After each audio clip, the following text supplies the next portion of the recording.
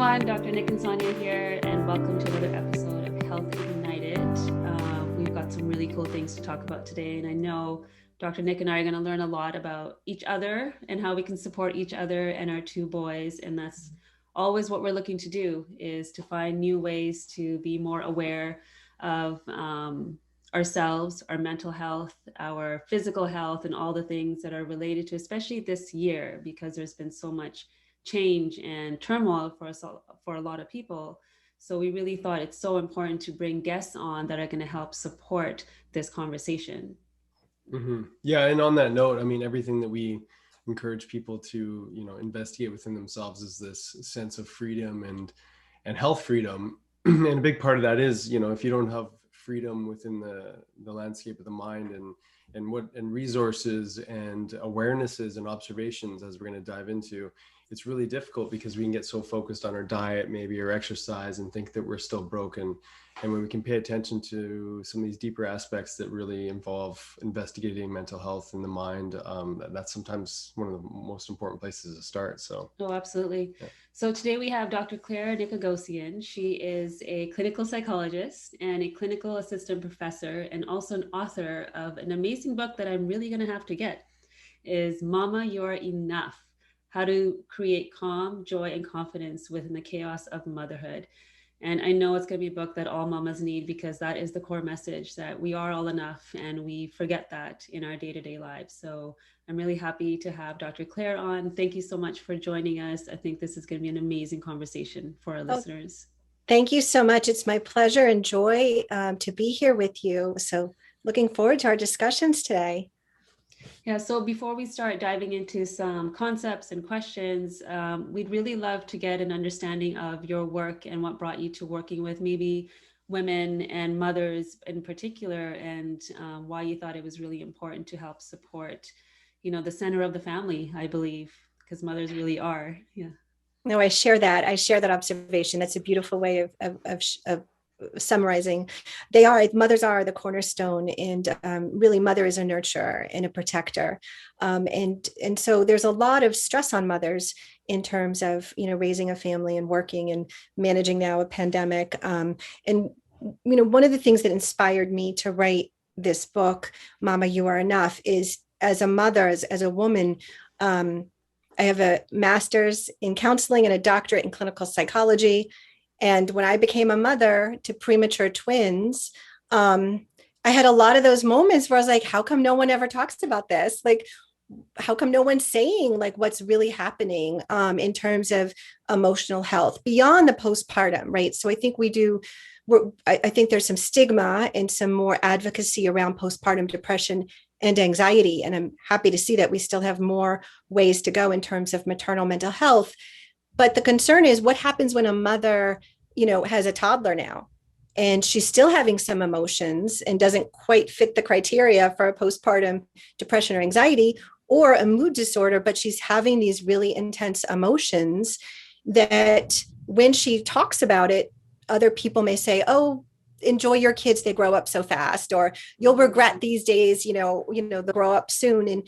And I really reacted as a mother myself, saying, wait a minute, I can love and adore my children and also have these moments of worry or fear or anxiety, things that I call the shadow emotions, because once we call them a negative emotion, we're going to judge it. So in the book, I call it a shadow emotion. And that I wrote it, and my passion came out of the gap of what I was experiencing. I thought, with all this education and privilege that I have as a clinician, and I'm still feeling this, we've got to do better for our moms, and we have to do better for like helping mothers and fathers on their journey of parenthood. So I really started seeing in my private practice, I would start working with a lot of moms and just listen, and started seeing the common themes. And that's what's in the book, and in my own experience with my, great group of girlfriends. And so that's kind of how I became very interested in maternal mental health. Yeah, I can really resonate with that, because when I became a mom too, I started seeing more moms in my practice and really seeing the theme that underlies a lot of our interactions with ourselves and how we see ourselves. And, I kind of joke sometimes that I think I'm a really good mom from 0 to 5. So my anxieties, my fears, and all of that showed up more so after they were 5 years old. So that's not considered postpartum anymore. That's, like you were saying, it's not really talked about. And I hear a lot from others, like you were saying, that they grow up so quickly. So enjoy these moments, and these moments are going to come back. And I fully feel that and agree with that. And I have to be in a healthy state today so I can enjoy those moments and be in the right place to be able to discern between an emotion that they're evoking inside of me or something that I'm reacting to. So I feel like there's so many layers to that. So I'm really happy that you're addressing that. Thank you so much. Thank you so much. And it's so true, isn't it?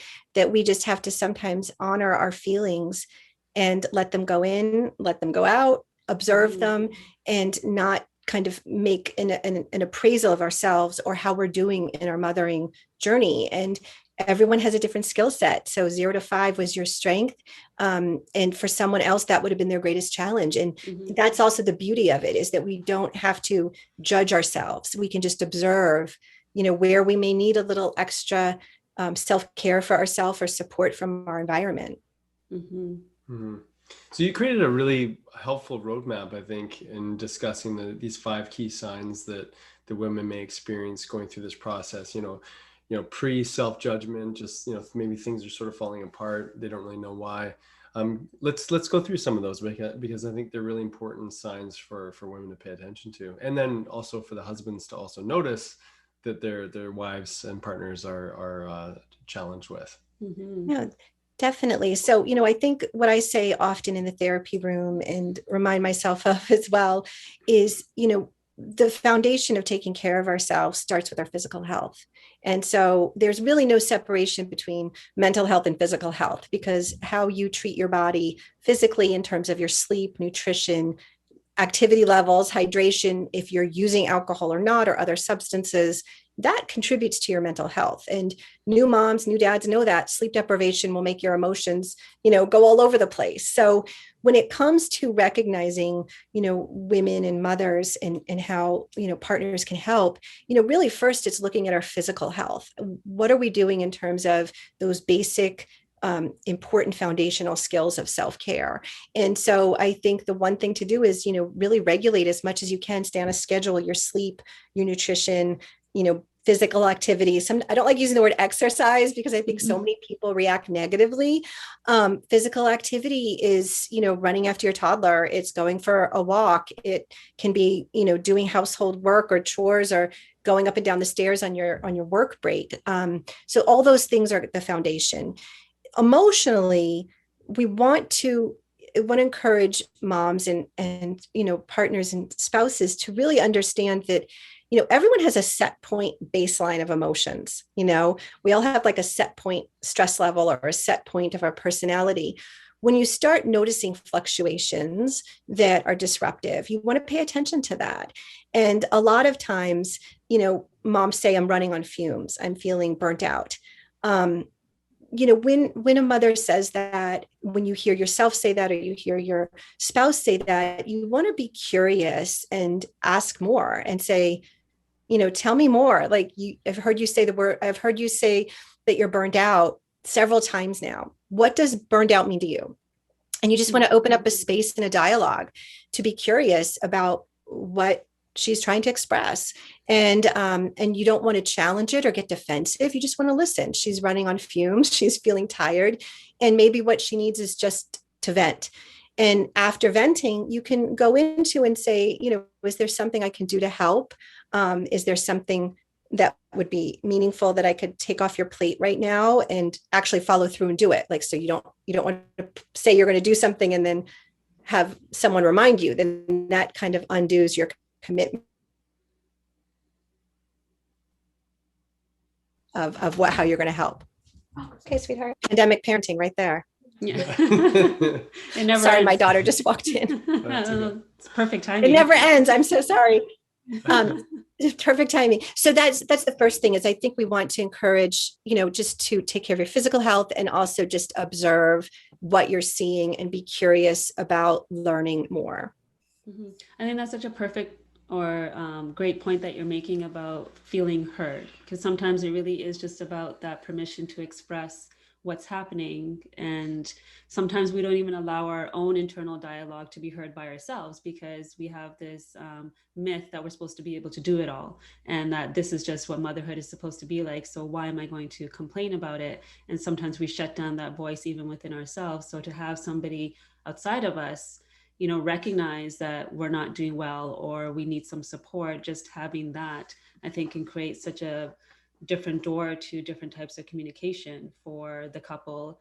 For me, I know when our second son was born, I had two friends that had children at the same time within like weeks. So we would call each other every morning to check in and to see. And I think just having somebody like that around your life too can be really supportive, so that you can talk about the daily things that are making you feel like you're burnt out if your physical body isn't getting the support that it needs, like sleep, for example. Yeah, and I like how you presented the question too from a partner's place, because it's easy, I think, as a partner to go like, oh, like, Sonny, you're not really picking up your socks, things, what's happening here? You're falling apart. I mean, it's really easy to, move out of observation and into judgment. And so I think, just how you articulated that questioning is so important for that partner as well. Mm-hmm. Thank you. I appreciate that. And I would add to that is also, really not taking your partner's exhaustion or overwhelm personally. Mm-hmm. And I think that's important. And I see that with kids right now too. I have 3 teenagers. No, I guess I have to call my twins. They're 18, they're adults. Wow. So I have 2 adults, 18, a 13-year-old and a 10-year-old. And parenting teenagers is really hard and it can feel very personal. Mm-hmm. And so I think that right now, all of us have the heightened levels of psychological distress from the pandemic, that maybe with our partners, we may hear their exhaustion and fear that we're failing them. And so, oops, I don't want to ask how you're doing, because it's going to be a litany of things I'm not doing. So I'm going to avoid that because I'm making the assumption I'm your stress point. So, we want to listen in a non-defensive way. And we also want to listen with curiosity and observation, as well as don't take things personally. Mm-hmm. Don't take it personally. Yeah. Yeah. And, the second thing that you talk about is when women are lacking that personal freedom. I think that's a really important one too, because from that space, I know in the past for me too, I have felt maybe emotions of resentment then, because mm-hmm. I'm giving of myself so much, especially in the early days when, your children are nursing and you're not sleeping and you're still trying to work and you're just doing all the things. And at the end of the day, when your partner wants some intimacy or a connection, it's really hard to do that because you've been giving of your body all day to these little beings. And so I think speaking to that lack of personal freedom would be really great for our listeners to maybe just understand what that even means and how they can navigate through those emotions when they show up. Absolutely. And I really appreciate your transparency and sharing that. I think by even sharing what you just shared gives listeners permission to step into their own feelings as well. So I really am grateful for that example. And I do think that it is so important just to talk about our feelings. And I'll say something about personal freedom. What I've seen the trend with mothers is, again, we're talking, every home is different. There's unspoken agreements, and what works for your friend or sister or brother may not work for your home, but somehow your home has created, a division of roles and responsibilities. The trend that I see is that even when moms are working part-time, full-time, that a lot of the invisible load of motherhood, the mental load of motherhood gets put on a mother's shoulders, no matter what her, occupation may be outside the home. And so there's a lack of ability to have personal freedom. So she's what we call sometimes the default parent. So if a child is sick, she's at home, she'll take the time off from work. If someone, her partner's running late for work, of course, it's just assumed she's going to be taking over. This can be, create some resentment in terms of, limited personal freedom.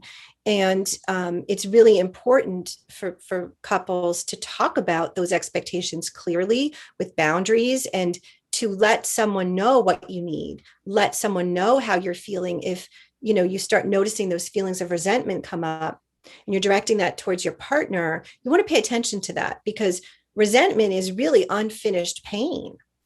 And in the book Momma, You Are Enough, one of the things I wanted to do as a mother, because I know that time is so hard for moms, the greatest, and dads, the greatest resource is time and energy, that the first 3 chapters of the book are all about self-care in motherhood, about how to manage your emotions, about self-care skills from a psychologist's perspective.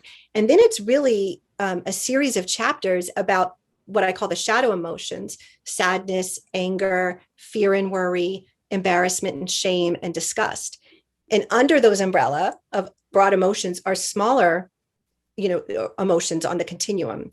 You can pick up the book and read 10 pages on resentment, and you're going to feel better, because I'm going to take you through what the feeling is, how it may show up, what's really going on underneath, and then take you through some skills and strategies from a cognitive behavioral standpoint on how to work through that resentment. So when it comes to personal freedom, the best thing anyone can do is just label what you're feeling. And so if you're feeling resentful, that your partner can go and, come and go, or that you're always the default parent and you feel resentful about that, that's your duty to label that feeling, to share that with your partner so it doesn't become bigger, right? Because we don't want it to become so big that it becomes catastrophic for the marital bond or the relationship bond. Mm-hmm. So I have a question around that maybe some listeners have. So the mother's reading the book, she's doing the work, she's labeling the feelings and communicating that to their partner. And if there's no shift within the partner, how does one manage that piece? No, that's a really great question. And I know a listener definitely was like, thank you. You just answered, you just read my mind. So I would give your spouse, your partner, the chapter of the book that you just read and ask them to read it. Mm-hmm. Because I write, and again, here's the other thing, get the Audible version, because a lot of moms can't focus. So you can listen to this like a podcast. So what I say is give your partner, your spouse, that chapter and say, this is what I'm feeling.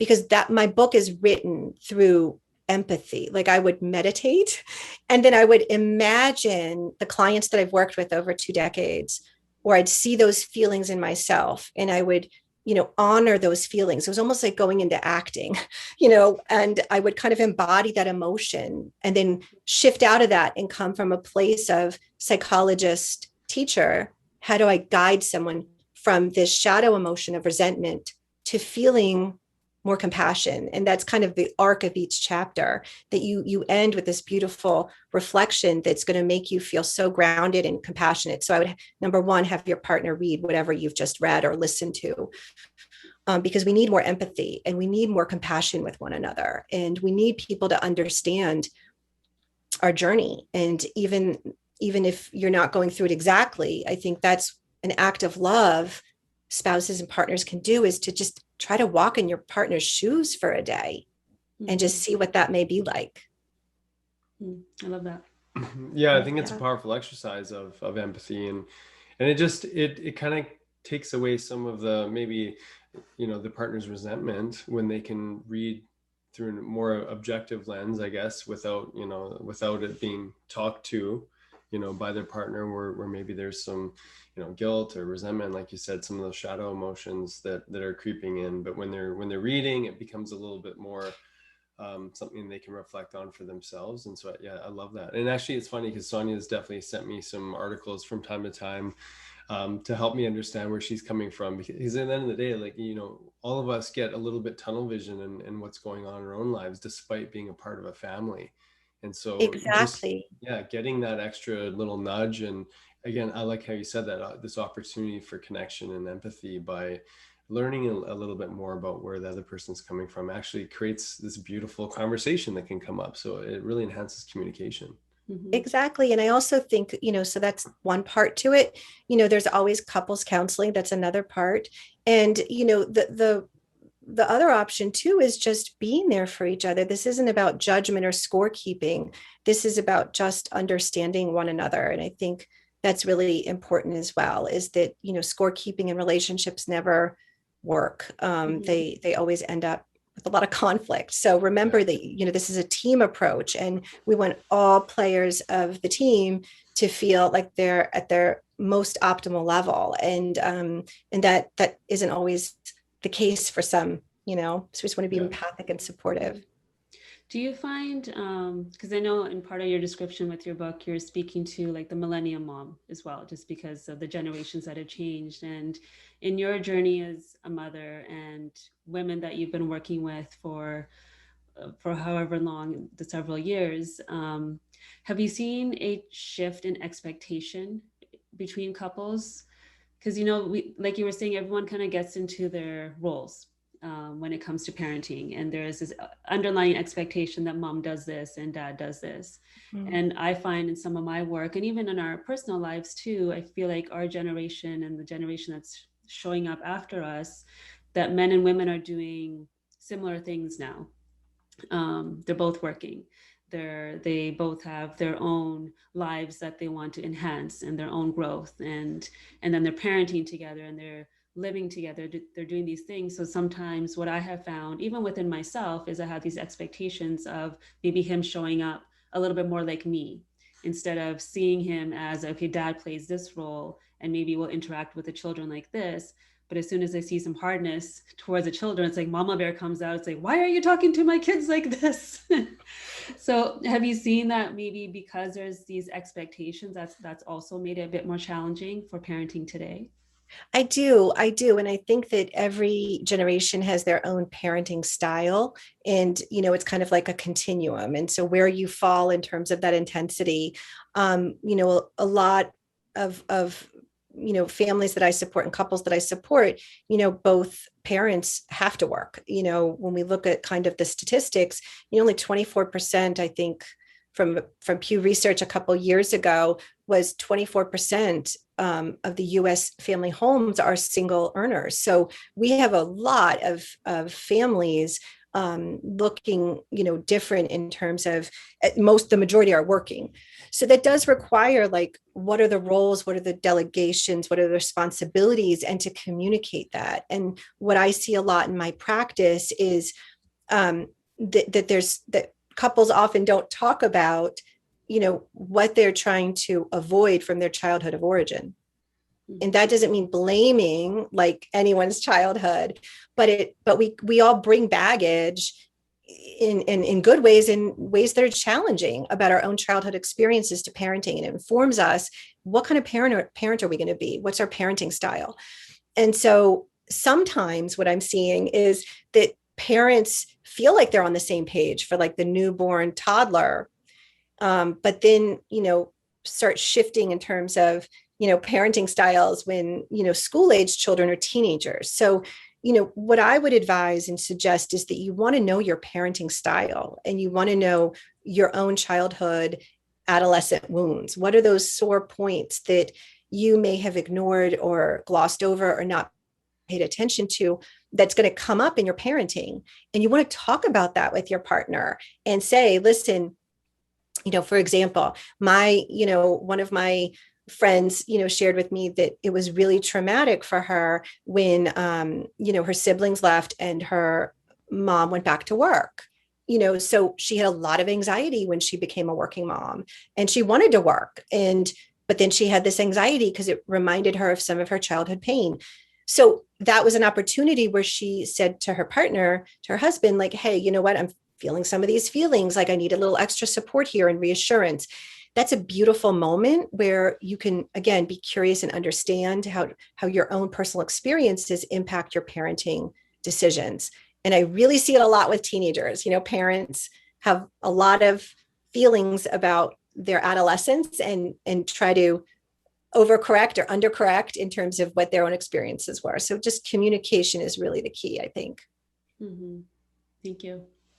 All right, I will add one other thing. Oh, do you mind if I add one other thing? Yeah. So, when you talked about like the mama bear, I think it's so important for children to see parents on the same page. Mm-hmm. And this is something that I hear a lot from clients, like, when do I step in? When do I not? When do I understand that dads do it different or moms do it different? And that's something to talk about ahead of time too. And just notice your reaction and then decide how to be responsive. Because sometimes, parents, you need to step in because your spouse, your partner's losing control. And not stepping in is actually acknowledging and saying it's okay for that abuse, neglect, harm to happen. So I think that mama bear is a good barometer of figuring out how to utilize that and how to know when it's really just an annoyance, it's a preference, or your child's in harm and your spouse or partner is being harsh and you're really upset at that. Mm-hmm. Yeah. Yeah, that's helpful. We've had those conversations of having that united front in front of the kids. And I have to say, I'm not perfect at that. And it's a work in progress. You can it's always a work say, in progress. sweetheart, Yeah. can we go? Oh, I have something on the calendar I want to show you, or come over here, I want to show you something in the other room. And just quietly say, I didn't feel supported in that moment, or I was scared with the way you raised your voice. Mm-hmm. There are ways to do that in a loving way Mm-hmm. that your partner can hear. Yeah, because we found actually, just personally, when if one of us isn't necessarily, supporting, like we like to call it like swooping in, like obviously the other person's maxed out. This isn't about what's going on. There could be a cognitive, overwhelm from a myriad of different things, and then this becomes a triggering event that takes over, and they're reacting out of just that running on fumes kind of experience. And we realize that when we don't swoop in and just support, instead of swooping in and smacking the other parent or whatever, verbally or, in a defensive kind of way, it really almost emboldens the kids to my behavior is okay. So right. it sort of cuts you down by the knees, just so to speak. And it's interesting because, again, mama is acting on instinct, or the roles could be reversed. And it's just, you get into protective mode. And I think it's just a fascinating dynamic that we all, as partners, have to navigate and discover. Exactly. And I think a great thing to do is, what I want to encourage listeners, and I say to clients all the time, learn from your mistakes. Don't get stuck. Don't judge yourself. Don't get lost in guilt. Use that moment as a moment to recalibrate and say, okay, what could we have as a couple have done different? I snapped at you. I dismissed you. What if we had gone into the other room and talked about a strategy or a plan and come together? Here's the other thing that's key is that when we're amped up physically, when we are on physical overload, that our adrenaline's, amped up, our blood pressure, our heart rate, our muscles are tense. We can't process more information, right? We kind of go into flooded state. So having that discussion with your partner, like, what's that word that I'm enough, I'm done? Like, what's a word that's like a safety word that people cue in and say, okay, it's time for me to not swoop in, but my partner has just identified what they're struggling with, and I'm going to come in and help. That's really important too, because we want to, we're teaching our kids and we're teaching ourselves skills. So it's not about rescue behavior. It's about skill building. So good. Yeah, I love that. It's funny because like you were saying, the kids really pick up on when that's going on. Just a little example this morning, I don't know if you picked up on it, but Nick was putting boots on my youngest, and I think my youngest felt like he wasn't doing it the right way, and he kept looking up at me like, Dada, you're not doing it the right way for me to swoop in and save the day. But I just stood there and watched the interaction. But it's funny how they're just so smart from a young age, and they'll pick up on the nuances between the parents to see, okay, who can I, what team can I go on so that I can win or get my way in that moment. Yeah, exactly. I love that example. It's so true. It's so real. Yeah. So let's talk about the taskmaster, sign number 3. Yes, the taskmaster. So, I guess that's the other piece. This comes back to cooperation and support. That when someone is in charge, we need someone to be in charge. And that means that you have to honor that structure. So you can't pick and choose when you're going to value that structure, right? So if you are assigned something and that's your role and responsibility, see it to the end zone, like just complete the task. When you get in the role of repeating, reminding, doing it because you'd rather see it done, because too much time has passed. You're now undermining your credibility in supporting someone. So if you're assigned something, do it, because reminding is what we do for kids. And your partner, spouse does not want to be treated like a child. So don't start behaving like one.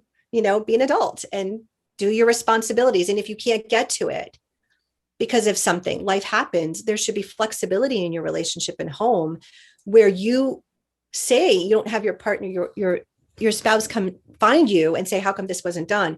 You own it and say, gosh, I got slammed with like 4 emails. I had to make this, extra thing for work. I didn't get to the laundry. I didn't pick up the groceries. You own it. And I think that goes a long way than having, found out or discovered, and then it creates more tension. Yeah. There's some loose toilet seats right now I was just that thinking need about some those. tightening. Yeah. Right. And here's the other thing is that I think also this is the compassionate piece, is that, when things are assigned, toilet seat covers or toilet seats that need to be tightened, and it's not getting done, instead of judging, you want to be curious. I know this has been on your list for 2 weeks, like kind of wondering every time I walk by, every time it slips a little, like wonder what that's about. Like, do you want to talk about it? Do you need some help? Do you want me to do it? Like, so you be curious instead of defensive and catching your partner doing something wrong, because that doesn't feel good either. No. Yeah. We talked about creating like even like a task list. So just these little, whether it be odd jobs or little things that need to get done, and then there's like this sign of accountability. Like it's kind of like with the kids, we can give ourselves stars. Yeah, there's an app that I actually told a friend of mine about, where I'm like, just make that task list for him, and he's going to get reminders from the app instead of getting reminders from you. So then it turns into something different than, us nagging each other or reminding each other. But instead it's like, oh, there's this task that I want to do, and it's the task itself is reminding me, I'm waiting for you to finish doing the shower. What's funny though, like on this conversation, there's things that do get completed, and then it's kind of like we do want, maybe it's a man thing or maybe it's just a me thing. Sometimes I sort of want the parade. Hey, you got some big stuff done, this is wonderful. It's kind of like life just goes by and it's like it was never a big deal. And it's so funny how there's like, and I don't know if this is maybe being rewarded as a kid, everybody gets the medal who plays something, I don't know, but it's an interesting like dialogue inside, like, hey, I got a bunch of really great stuff done. Sure, the toilet seats aren't really a big deal in comparison to all this huge stack of things that I did accomplish, but it's not it's not really about that, of course. But I'd love to hear you speak to that, because maybe there is some dads, or it could be, obviously it's vice versa, but do we need a big celebration when we complete a task? Well, right. And so what I hear in that, right, so the kind of subcontext is, what I hear is, where in your life are you not feeling appreciated or grateful for your actions? Is it truly in your relationship? Is it that you've been like not feeling rewarded in other parts of your life? So you have to sift out, where's this coming from? And do a little pause, right? And if you feel like you've been doing a lot and you haven't had expressed gratitude, we all need to hear great job. We just do. And we may not need to hear that for everything we do. But appreciation is what builds intimacy and connection in any relationship. And it actually is a motivator. So when we're, I'm sure when you teach your children, to do things, you're not criticizing them. You're saying, wow, great job. You gave your good effort. This builds self-esteem, self-efficacy, confidence. And as adults, we don't need that type of scaffolding for our actions. But when we do start feeling underappreciated, or like, gosh, I wish I got a thank you or a gratitude, or I haven't heard a kind word lately, you can learn what's going on for you, and then decide, what do you want to say about that? And you can just say to your partner, like, it means so much to me when you notice what I do. It fills my heart. And I feel like you really see me and see my efforts. And that just makes me feel so close to you. And thank you. Who can argue with that? Right. I felt good just hearing it from you. Right. This is what working with me is like, right? Exactly. Well, I think with that, it goes back to what you were speaking to before, being self-aware of our own childhoods and how we were brought up and how that's coming into play with our relationships with each other and our children, and love languages too. The love languages of like what each other needs, so that we can feed into that, and then that itself will create that feeling of being heard and seen. Yeah, absolutely. It sort of kind of goes back to what you're saying, even just like we're all a team. So, when we can make every player on the team feel like they're really filling their role and they're doing an amazing job being in support of the team, everybody wins from that. Go ahead. I know you're going to jump in. Oh, no, I love that you underscored that, because it's true. It's like, the whole is as healthy as the parts. And so, we want to make sure that resources of support and nurturance are, I'm using such a technical term, but like distributed and allocated through who needs it. And one of the things I say a lot with my daughters is, things are not always equal, but they're fair, because sometimes people need different amounts of support for different times. My twins are seniors, and, this pandemic happened during the end of their junior year, and they needed a lot more of my parenting time and in my husband's parenting time to go get through college and SAT and applications and all that. They had higher losses than, our 7th grader and 5th grader. So I think it's also about being responsive to what is going on individually in each family member's life. Some people have higher stress than other people. Can you repeat what you just said there? Because that's a really good one for our boys, because that comes up quite a bit between them being 6 and 9. Mm-hmm. Not always equal, but it's fair. Yeah. Things are not always equal, but they're fair. Mm-hmm. And that is a big phrase I say to my girls, because, kids want to know the boundaries, that they want to know, how come so-and-so is doing this, or how come so-and-so gets to do that. And I see this in my home where, twins as my first is a lot, but it's also a lot for the siblings that come after the twins, because now they have, all these older, like pseudo adults in their life. And so I want to start wearing mascara at 11 because my 16-year-old sister is wearing mascara. So no, like, we got to bring that down. You're not wearing mascara at 11. But the phone you may need to get a phone earlier than they did, because I'm working and we need to have access. So it's not always fair, but it's always thought through the lens of what's in the best interest of who needs what. Mm-hmm. So good. Yeah. So sign number 4, she doesn't take time to enjoy herself. Yes. So, I think, again, what I hear with a lot of moms, and I think this is just such a mom brain, and I wish moms, and I'm guilty of this myself, we need to take a page out of dad's handbook, because dads have this great ability of, when they're in a moment with their children, they can be in the moment. Generally speaking, I'm making a broad statement here, but a mom is going to be like, oh, there's that load of laundry, and I've got to do that school form. And did I make sure that I RSVP'd to the party? And is there a gift, but I can't go to the store? Should I do a contactless order? Like, this is what goes on in a mom's mind. And that's real, right? That's the leadership of the scaffolding of the home, the mental load, where she can't really sit there and do a puzzle or creative play, or because she's preoccupied. And so I think it's important to understand that, it takes some things off her plate to help her play and engage with the kids, if that's meaningful to her. Mm-hmm. Yeah, that one really, that one hits home for me a lot. And I think a lot of women, because we are in so many different places all at once. Even when we're sitting here, I'm like, we haven't signed them up for soccer yet, and we need to give them a call. And I've done that. Oh, yay. So I think this one's so important. Mm-hmm. It is. And it's hard, it's really hard for when this is what I can speak from my own experience, that I willingly and gratefully take over the majority of the parenting kind of invisible load from my daughters.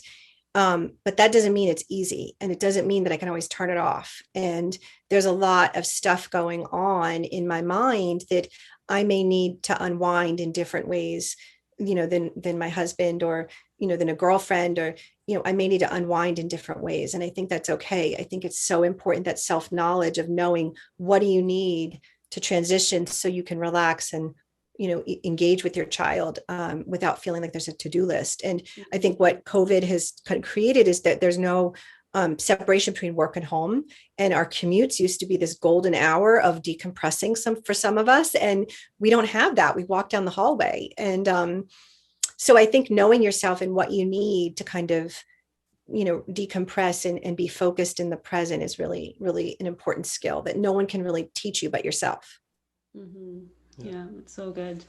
The fifth one, the children encompass some of your behaviors. And I know we touched on this as they're observing how we're speaking to ourselves and to each other, and how we're interacting with our world. And I think one thing that shows up for a lot of mothers and for fathers is some guilt around the moments where maybe our best foot wasn't put forward in our interactions. So how Speak for yourself, Sonia. So how do I navigate Speak from the eye? Speak from the eye. Navigate those moments with our children. I mean, one practice that we definitely have in our family is that we will say when we've made a mistake. We're mom and dad, we're still learning, and we don't always get it right, but we're trying to do the best that we can. And I'd love to hear if there's other tools or things that we can say to ourselves and then to our children to help support that. I love that. And I couldn't agree with you more that, we learn from our mistakes. That's where we get the gems of our wisdom of what to do differently next time if we're paying attention. And sometimes we have to make the mistakes multiple times in a row before we get the lesson. But the goal is to pay attention to what's happening. And I love the fact that you've created in your home that you can own your mistakes and apologize is so key. It is so key. And we don't want to over apologize, right? Like sometimes women can over apologize for everything. I'm sorry for this, that, whatever. Intentional apologies. Wow, mommy raised her voice. I'm so sorry. I'm really stressed. I imagine you must have been scared. Mommy's going to work really hard to take a break and find other ways, because I don't like it when I yell. I don't like the way I feel. And I don't want you to feel scared. And then you can own it. And you can own it and let your child know how you're feeling about that. So I think number one, you just be that role model of modeling vulnerability and taking responsibility for your behavior. So I think the other part is, when you see a behavior that you don't want your child to be doing, or you notice that in yourself, is you want to talk to your child about that.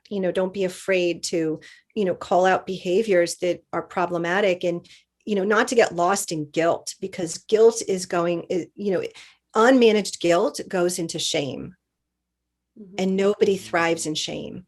So when you make a mistake, you work through it, talk to your partner, talk to your, supportive people in your life. If you feel like it's really stuck and guilt and shame is kind of sticking around too much, and you feel like a less than parent, a not good enough mother, talk to a counselor, because, guilt often, let me say this, sometimes depression doesn't always show up as sadness. It shows up as feelings of worthlessness, guilt, low self-esteem, critical thoughts. So we want to be mindful that if something becomes a pattern, that we pay attention to it and take care of our mental health. Mm-hmm. I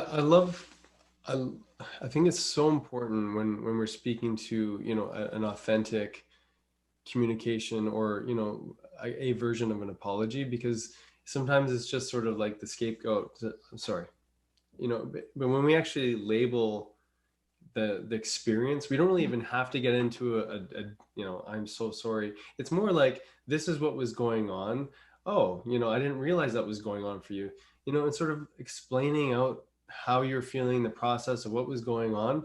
and maybe why someone reacted, and why mama or dada lost their temper. I think it just helps to, again, create that scaffolding. It just explains a little bit more about the context of the moment, because at the end of the day, everyone's just going to see someone losing their mind in a moment, and that means nothing because there's no context for what's actually going on. So I think, yeah, explaining that out and having dialogue is beautiful.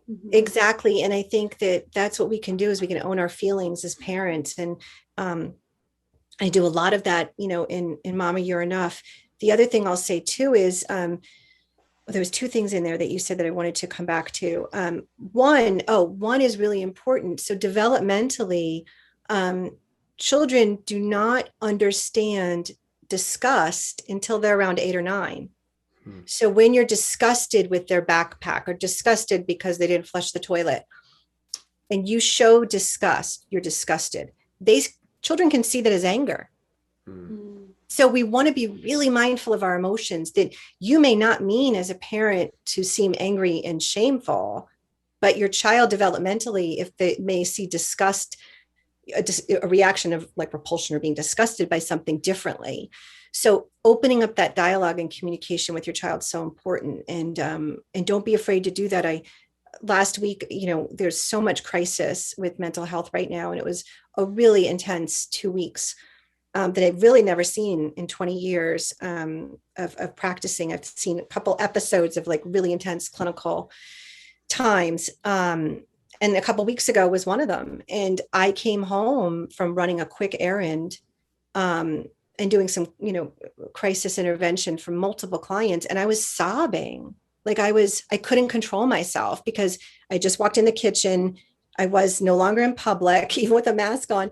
And I sobbed. And I said to my girls and my husband, I said, oh my gosh, I know this seems really scary seeing me like this. I'm not mad at any of you. I'm not upset at any of you. I had such a hard day at work, even though it's telehealth thing, but going and it just came like a wave. So I'm going to go take some time for a minute, and I love you all. And I'll be down in a little bit when I can take care of myself. And right there, I created a safe environment. I owned my feeling. I reassured them that it wasn't about anyone in the house. And I told them I was using skills and strategies to take care of myself. So opportunities where we feel a lot of emotion are really wonderful places to teach our children how they can model their emotions and take care of them. Yeah, that's really beautiful.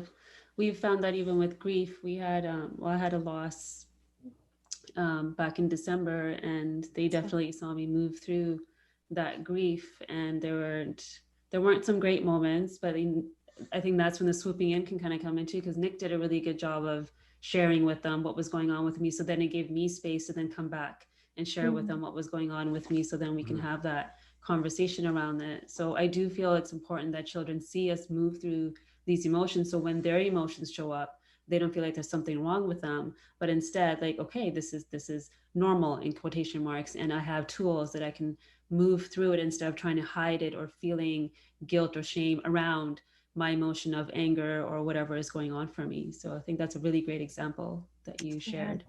Thank you. Thanks for sharing that. Yeah, of course. And my thoughts and my heart are with you both. Pregnancy loss is never easy. It's very hard. It's not spoken about. And I too had a loss in between my twins and my third daughter, and it stays with you. And I really got chills when you said that you shared grief and there were not some great moments. That give yourself grace. That how would you know how to be? It's a profound loss. It's impacts your body, it impacts your mind, it impacts your heart, your soul, and it impacts the family. And it's a journey, it's and to wrap your kids into part of that grief appropriately, as you've done, and have a dialogue helps them develop skills that they can be good friends, good partners, good employees, good students, because they feel safe, that emotions don't feel dangerous, that mommy and daddy go through really sad things and they talk about it. And that is a beautiful thing. So I would reframe it and give yourself grace on that it wasn't really a mistake. It was an opportunity to grow. Thank you. So I didn't have a pregnancy loss. It Oh, I'm was a sorry. I family loss. misunderstood. No, that's okay. That's okay. Yeah. But thank you for sharing with us your experience. Yeah. And I mean, I think every loss is important to recognize, and especially pregnancy loss. I work with a lot of women, and it's, you know, pieces of that have happened in my family. And I think it's so important to talk about. It's so important to bring up. Yeah. And which leads us into the next one, which is everything's fine. So let's talk about the word fine and and what happens when she does say that. Yeah. Number 6. Yeah. So fine is a great code word for something's going on, but I don't feel safe enough to tell you. So, you know, really, and remember that when you're feeling that as well, you know, for moms, you know, you want to be intentional about responding. If someone's saying, you know, how are you doing? And you respond, fine, you know, you also want to create that self-awareness that you're, you know, feeling something and maybe not prepared. So can you broaden that and say something different other than fine? So can you say something like, I'm really struggling right now, but I don't want to get into it. Maybe when, you know, if you want to take over for a little bit, or when I finish up dinner, or when I finish some work, I'll tell you how you can help me, but I can't go into it right now. So we want to broaden those quippy kind of relationship blocks, you know. So fine is really shutting down and not saying enough. But you also want to be curious on the other end, if you're hearing that from your spouse, to say, okay, I know that fine probably means something more. What can I do for you right now? Do you need a hug? Can I help you? Do you just want your own space? Like, I'm here for you. And I do want to hear what fine means. So I think just give yourself permission to kind of, again, be curious, compassionate, and inquire about what that means. Because fine usually is repressing or suppressing something. Yeah, I think that's such an important distinction to make. Yeah, and I would say, like, in our relationship too, something that I've always, you know, as a man being in a sort of male role of wanting to fix things, Sonia's done a really good job of helping me understand what a more supportive role could be for you know, my effort. And one of the things that I know that she's really good at bringing to the conversation is this word of safety. And I know when she first said that to me, I felt like it really bothered me. It bothered me to think that she couldn't feel safe enough to talk to me about what's going on. And maybe that's not what the role of a man should be. Like, maybe that's the role of a girlfriend. And it was interesting, just my own work over the years of just, you know, honoring the fact that, you know, Nick, like, yeah, you could do a better job of creating a safer space, of getting out of that fix it mode and trying to just, you know, let's just get on with this. Okay, everything's fine. Let's just move on, you know. And notice, you know, the word of fine on my end. And it's such an important one. It's so important to be able to connect with your partner and truly honor what's going on, and to take ownership over, you know, maybe you're not creating a safe space.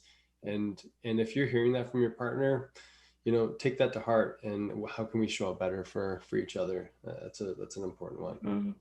No, I love that. And it's just about creating space for each other, and, you know, realizing that when we allow ourselves to express our thoughts and our feelings and our fears, and we get enough of that out, sometimes we can look, you know, back at each other and say, okay, that's enough. That's all I needed. Or other times we're like, wow, I need to get out more, or I need to connect with my girlfriends, or thank you for listening. Here's what I need you to do. Here's how you can help me. When we create space, it opens up to solutions.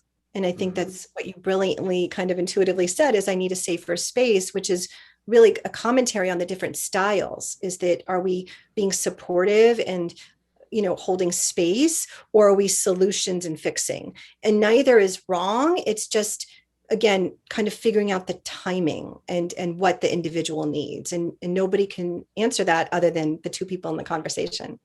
Yeah, I totally think of it like as a toolkit. You know, if you've got a certain type of screw you got to screw in, but you got the wrong screwdriver, it's not going to work. You know, so it's, you know, similar situation. You can't just come in and be Mr. Fix-It and try to solve a problem for someone else, when obviously it's their learning experience that they need to go through, and they really, like you said, just need that safe space, that container, so that they can have their emotions. Yeah. And women share, you know, this is another part in terms of how we're socialized, Men and women are socialized differently. And, women are also hardwired to share details. So part of our way of connecting intimately with our friends, with our partners in the world, with our, even with our children, that emotional intimacy is to share details. And so have patience. Like that may not be your style, but talking about a story and having a full narrative and putting your partner in scene, or so they understand your journey, maybe what they need. They may need to know all the details, even though in your mind you're like, oh my gosh, get on with it, get to the point.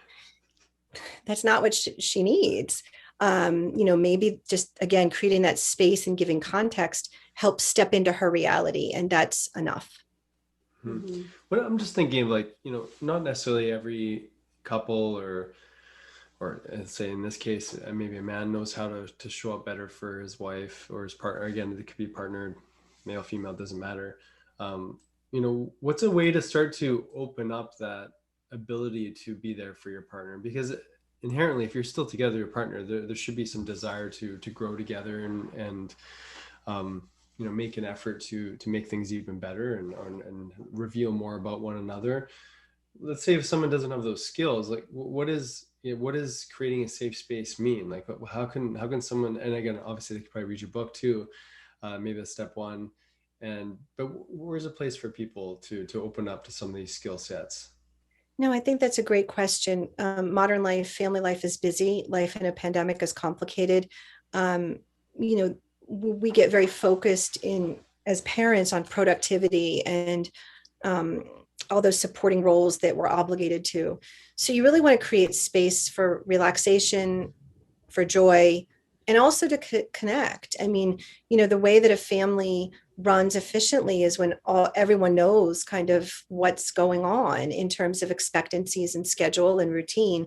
So, even having a family meeting when your kids get older and old enough to participate in the who, what, when, where of what's going on, of the week and chores and delegating things is important, but that's also important as a couple. And so you want to have time where, 15 minutes or less, half hour a week, where you actually listen to each other, and you're not multitasking. You're not, watching television and just listening and not making eye contact. You're not doing the dishes. You're not folding laundry unless you're both folding laundry and can look at each other.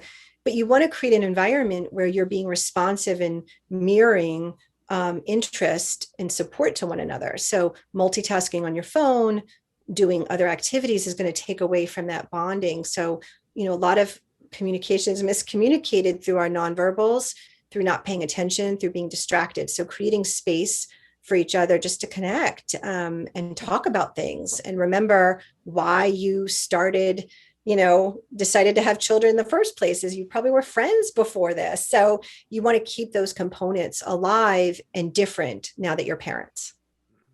That's beautiful. I mean, one of the things that Sonia and I love to do is we lead, up until the pandemic, we lead yearly retreats where people can be in an immersive setting and really, like, what it is just a beautiful sacred space where people can work on this stuff. Because like you said, it's not always the time to do honest, open communication and honest and open listening when there's a million things going on and around. So I think, something that we have incorporated is these family meetings and then the other thing too that I know we need to do more of personally as a couple is just spend more time on date nights, and because that's a great time to to really connect in on some of these things that aren't really in your face in that moment, but it's a safer, less triggered environment for an opportunity to connect. Exactly. I think carving out that space is so important. And Yeah. also knowing, like, when is your best time? Like, when is your best time of the week?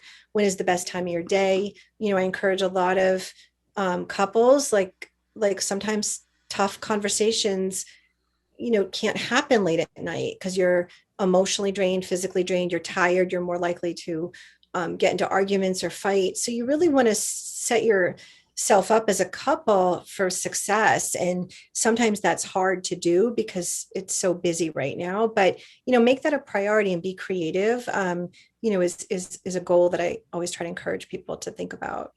Yeah, it's good. That. So we want to respect your time, and you've given us so much to think about. And I know our listeners are going to really gain from this, especially during this time. And today we're recording, and it's International Women's Day. So I think it's such a perfect topic for women to dive into, because I know for myself, I'm getting weekly phone calls from friends that are now on anxiety medication, or they're just, navigating the world today is just such a challenge. So I think this will give them that glimpse of hope and understanding of themselves. So thank you for sharing all your knowledge. Before you go, I have one last question for you. Yes, and thank you. Yeah, this question I'd like to ask at the end. I wonder if we, just before we get into this last question, maybe we can just highlight where everyone can access her information, and then Sure. And then let's get into the question. Yeah, so where can everybody find you? Maybe give the title of the book again so that they can go and purchase it for themselves.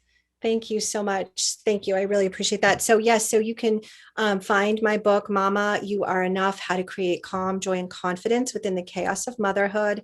You can get it on Audible. You can get it on paperback anywhere books are sold. Amazon's a great place, as well as independent bookstores. But if you really want to get it, probably Amazon's the best place. And you can also follow me at momswellbeing.com. And I'm on my Instagram and Facebook handle is also at momswellbeing. They're great resources. I have blogs and other excerpts from the book and resources all on momswellbeing.com. So good. And just as I'm looking here, there's a great emotional well-being assessment. Take the quiz. So there's a quiz on the website as well, which I think, anyone listening that's sort of, oh yeah, this resonates. Maybe that's a good place to start as well. Thank you. Yes, it is. I created that. That's a free resource, and you'll get an overview of what are your predominant emotions. And also on the website, Mom's Wellbeing, you can get free downloads, wheel of self-care and motherhood that you can print out, one that's filled out as an example, but then a blank one for yourself. And dads can do it too. And also a motherhood wheel of emotion, and just kind of track your emotions. Those are free, as well as how to manage your anger. So those are all great resources that you don't need the book to purchase. You don't have to purchase the book, rather, but you can get those resources. Amazing. Thank you. I love that. So my last question for you, if you knew that tomorrow was it, when you were going to leave your physical body, what is the imprint that you would like to leave in the world? Oh my gosh, you're going to make me cry. That I made a difference. That I helped some people. It's okay. Yeah. Clearly, that's my goal. Yeah. Suffering is not, suffering's like, thank you. That is, thank you. I received that. So this is like nothing else the past year, this pandemic. And as a psychologist, what I see with parents and kids, it's heartbreaking. It's heartbreaking. And there's not enough support. There's not enough resources. We're just not doing enough. And those friends that are calling you and saying I'm on anti-anxiety meds, I can guarantee you at one point they felt like they were failing as a parent or failing as a person. And that just, like, I just want to give them a big hug and say, no, these are extraordinary circumstances and you're doing the best that you can. And that is a resource. So if today was my last day, and what would the impact? It would be just to remind parents, to remind mothers and fathers that you are the most important person in your child's life, and that you're not measured over days, you're measured over a lifetime. And so give yourself grace, take care of yourself with compassion. And, we're really here to help one another and to heal. And that would be my greatest joy if that is what I accomplished. Thank you. Your words mean a lot. Yeah. And I know they're going to touch so many people. So you made me cry. That makes three of us. Thank you both. It's a joy. I want to come have dinner at your house. Sounds good. I love it. I just love the energy. So thank you so much for having me and letting me share my thoughts, and just really appreciate you both. Oh, thank you. Thank you so much. It was an absolute pleasure. Yeah.